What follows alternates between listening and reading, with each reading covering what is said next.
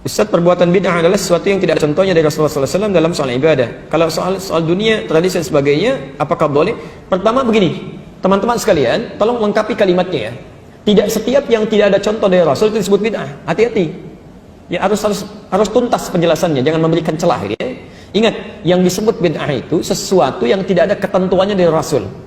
Ketentuan ini ada 4 sifatnya. 1, ada dalilnya, ada contohnya. Seperti sholat, jelas ya. Kedua, ada dalilnya, contohnya sementara, seperti kunut. Okay? Yang ketiga, ada dalilnya, cuma contohnya nggak ada. Awas, hati-hati. Jadi tidak setiap yang tidak ada contohnya itu disebut bid'ah. Sepanjang ada dalilnya, walaupun tidak ada contoh, sepanjang Nabi mengisyarat untuk mengerjakan itu boleh. Boleh, karena tidak setiap yang disampaikan Nabi beliau contohkan kalau dalam kondisi tertentu. Ya, misal, saya beri contoh misalnya, tahiyatul masjid. Ya, tahiyatul masjid. Tayyib. Nabi selama hidupnya itu tidak pernah tahiyatul masjid. Tidak pakai tidak pernah tahiyatul masjid. Dia baik. Kenapa? Karena rumah Nabi di masjid. Jelas ya?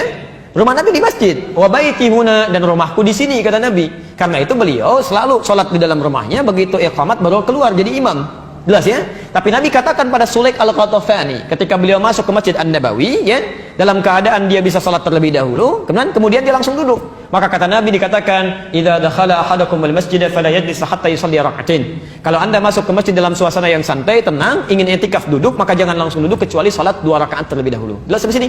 Nabi sendiri tidak mempraktikkan itu karena kondisinya memang tidak memungkinkan. Jelas ya? Yang kedua yang lebih dahsyat adalah, maaf, Anda zakat pakai apa?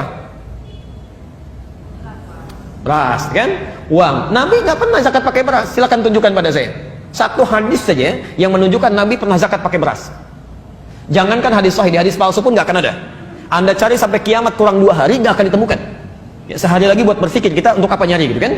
Baik, nggak ada karena Nabi zakatnya pakai gandum atau pakai kurma. Tapi kemudian di zaman Muawiyah ketika beliau jadi gubernur di Syam, di Damaskus, beliau katakan yang dimaksud zakat menggunakan kurma ataupun gandum itu irpun makanan pokoknya. Jadi kalau makanan pokok di satu tempat kemudian digunakan sebagai bagian dari zakat itu boleh.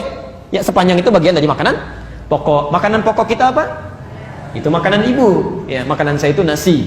Beras itu makanan pokok bagi hewan yang bertembolok. Ya, ayam itu makanan pokoknya beras. Tapi nasi sumbernya dari beras, boleh menjadi bagian dari zakatnya. Tapi contoh dari Nabi tidak ada. Jadi tidak setiap yang nggak ada contohnya itu disebut dengan bid'ah.